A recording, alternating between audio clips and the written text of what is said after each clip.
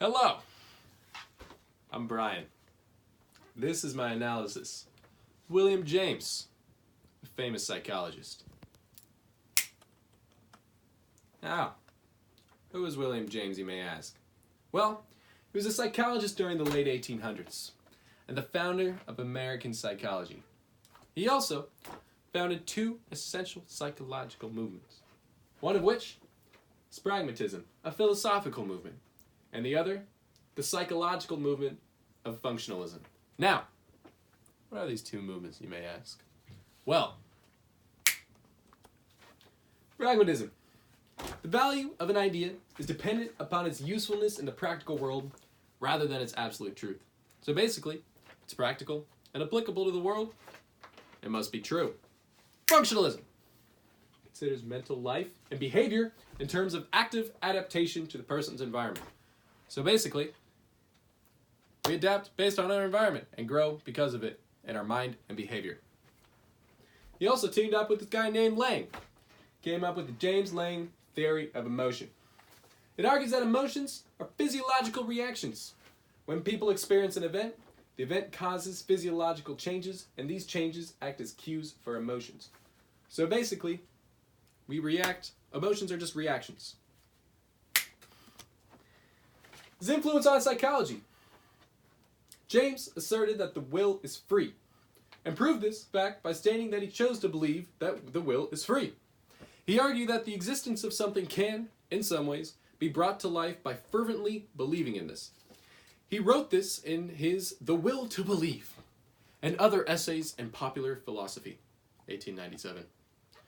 He also studied religion and the nature of God, as well as physical research for survival after death. What happens after death? Apparently he knows. He was also a founding member of the American Society for Physical Research. SNAP. Now, some people criticize this guy. One of them is this guy named Russell. Now, James argues that opposing religious doctrines can be true if they work for their adherents. But if you look at Buddhism and Christianity, Buddhism believes that God or gods is irrelevant to spiritual liberation and is probably harmful. But Christianity taught that belief in and commitment to God is essential for spiritual liberation. Now, these ideas conflict. So, obviously there must be some kind of controversy here. Now, he also said that one must measure beliefs by usefulness, or utility. Yet in many cases, we just don't know what the usefulness of a belief will be ahead of time. Columbus came to the New World in 1492. We can't just look this up in a book. We have to determine its effects on us, or as James puts it, its cash value. But how can we know this ahead of time? We can't. Russell also disputes James' contention that the meaning of truth simply means its ability to produce desirable states of affairs. But this ignores the common meaning of truth, considering the difference between the two statements. It is true that other people exist. It is useful to believe that other people exist. Are these two statements the same? I don't think so. But in James' view of truth, it is. Important of James in today's society. He's an important guy, let me tell you. He's important today because he set the groundwork for American psychology as we know it. He set in motion the concept of psychology in America so that many others can take his ideas and develop them into the widespread study of mind and behavior as we know it today.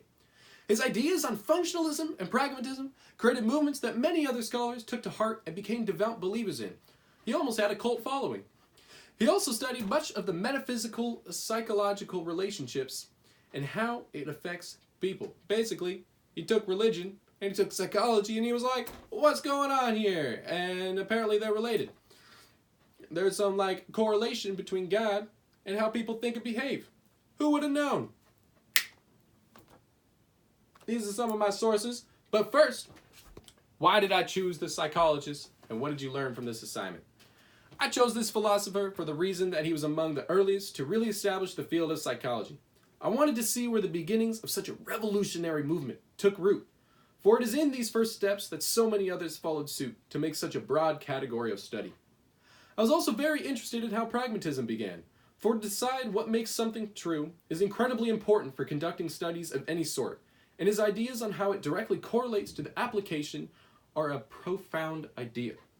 From this assignment, I learned in depth the meaning and founding of pragmatism and functionalism. I also learned how such an important psychological work, the principles of psychology, came to be and what influenced its creation.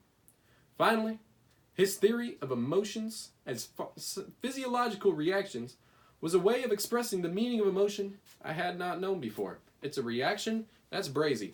Now these are some of my sources. We got with thinking.org. That was pretty cool. We got psychology.wikia. Had some good stuff from there. Stanford, also excellent source. Britannica, loved all the stuff from there. That was great. And Good Therapy, famous psychologists. I learned all about him. Thank you for coming. That's all, folks. Jazz hands.